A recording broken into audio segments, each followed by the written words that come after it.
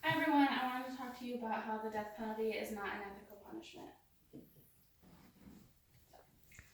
Cameron Todd Willingham was a Texas man who was executed in 2004 for allegedly starting a fire that killed his 3 daughters. After the execution, evidence came up that it was an accidental fire and he didn't set it, but they can't take that back. Why does this matter? Well, it matters because 30 states still use the death penalty, including Colorado. And I chose to share this topic with you because I know a lot of people who believe in the death penalty, but I don't. And I want you guys to understand why I don't believe it's an ethical punishment.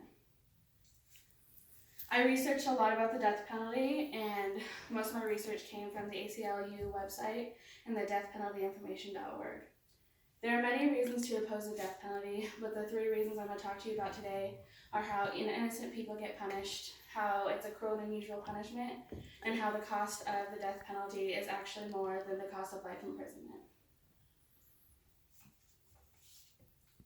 Our legal system isn't perfect, and neither are the people who investigate. An example of this, actually, let's go back. The innocent people,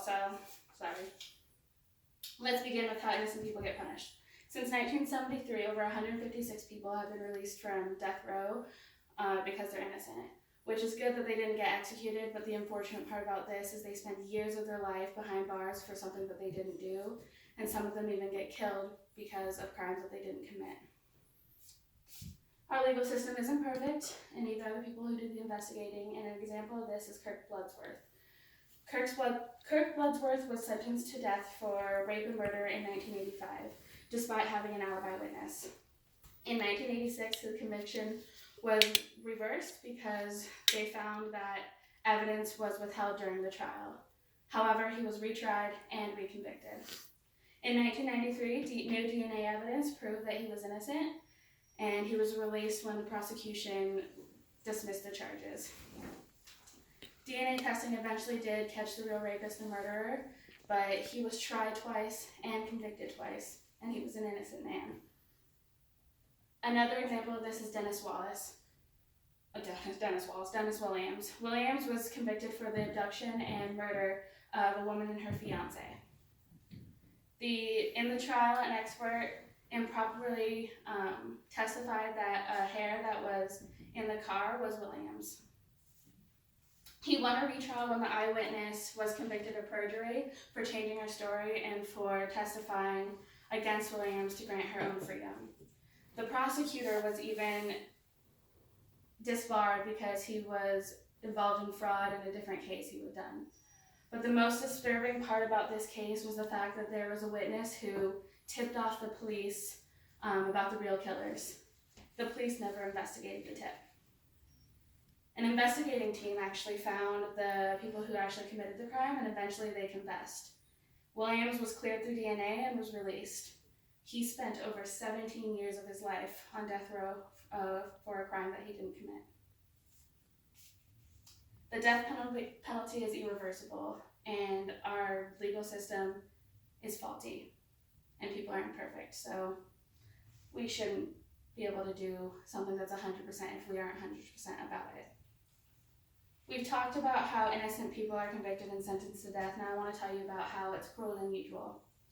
The death penalty is cruel because of the ways that people are executed. It's unusual because only a handful of convicted murderers receive the death sentence.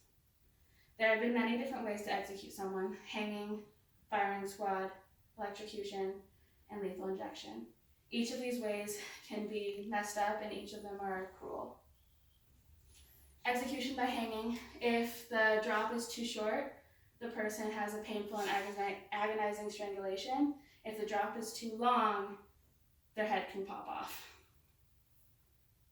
The firing squad is a type of execution where they're strapped to a chair with a hood on them with a target on their chest, and 5 people, one of them with blanks, take aim and shoot.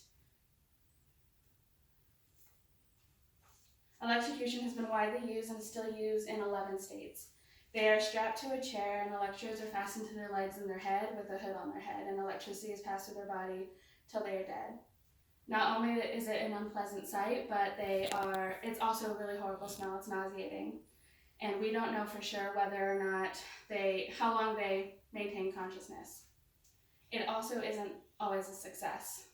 There was an electrocution in 1983 of John Evans, and it took 3 tries and 14 minutes to kill him.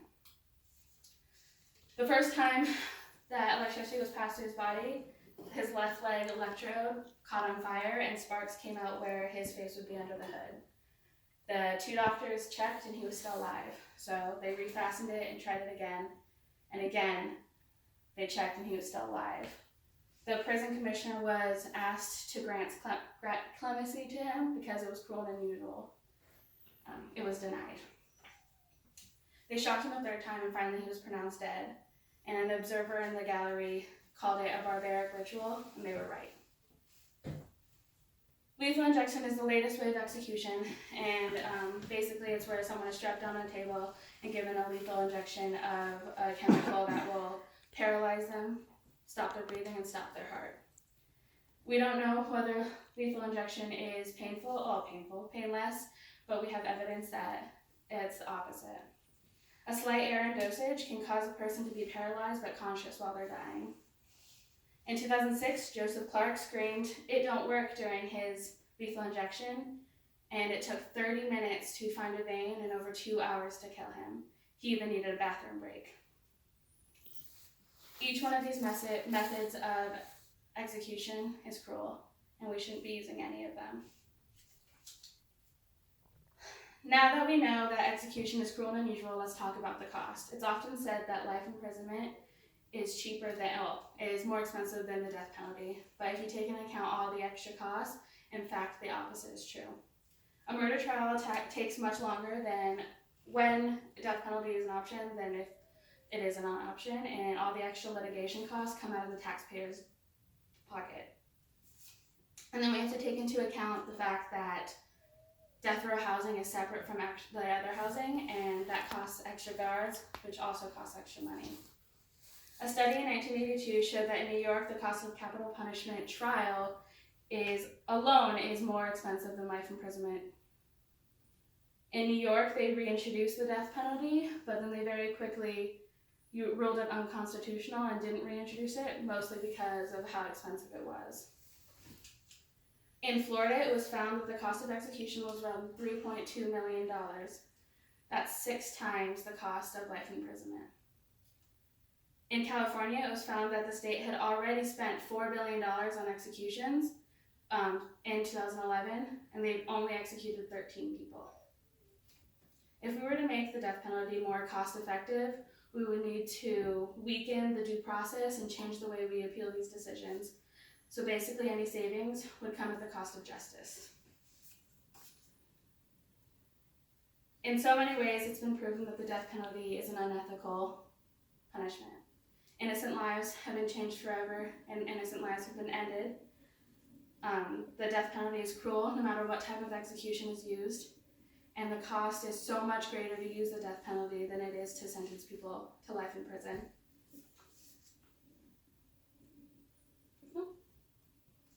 The United States is the only country in all the Western industrialized nations that has a death penalty, and we need to be the next ones to abolish it. Thank you.